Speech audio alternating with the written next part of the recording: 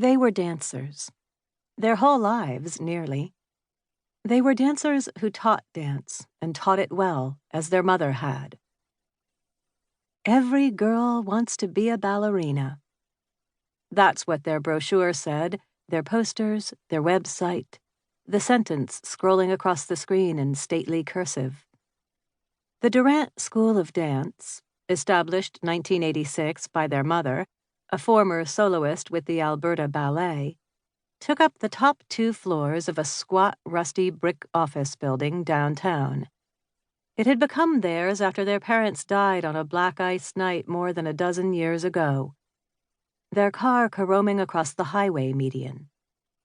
When an enterprising local reporter learned it had been their 20th wedding anniversary, he wrote a story about them, noting their hands were interlocked even in death. Had one of them reached out to the other in those final moments? The reporter wondered to readers. Or had they been holding hands all along? All these years later, the story of their parents' end, passed down like lore, still seemed unbearably romantic to their students. Less so to Marie, who, after sobbing violently next to her sister Dara through the funeral, insisted, "I never saw them hold hands once." But the Durant family had always been exotic to others. Even back when Dara and Marie were little girls floating up and down the front steps of that big old house with the rotting gingerbread trim on Sycamore, the one everyone called the Hansel and Gretel house. Dara and Marie, with their long necks and soft voices, their matching buns and duck-footed gait, swathed in scratchy winter coats, their pink tights dotting the snow. Even their names set them apart, sounding elegant and continental, even though their father was an electrician and a living room drunk, and their mother had grown up eating mayonnaise sandwiches every meal, as she always told her daughters, head shaking with rue.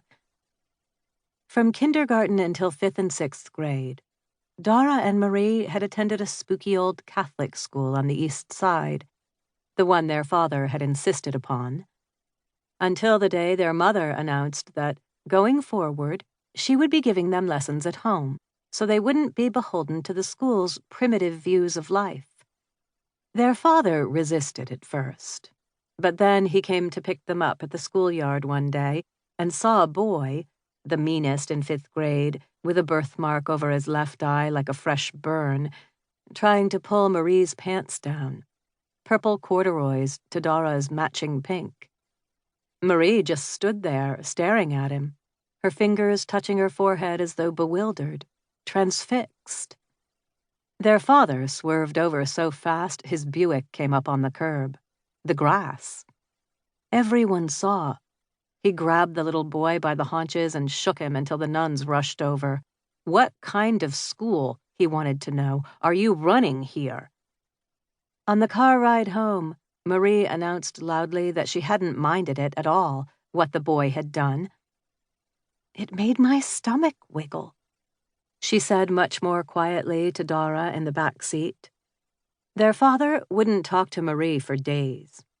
He telephoned the school and thundered at the principal, so loud they heard him from upstairs in their bunk bed. Marie's face in the moonlight was shiny with tears. Marie and their father were both mysterious to Dara. Mysterious and alike somehow. Primitive, their mother called them privately. They never went back. At home, lessons were different every day. You could never guess. Some mornings, they'd get out the great big globe from their father's den and Dara and Marie would spin it, and their mother would tell them something about the country on which their finger landed. "Singapore is the cleanest country in the world. The punishment for vandalism is caning."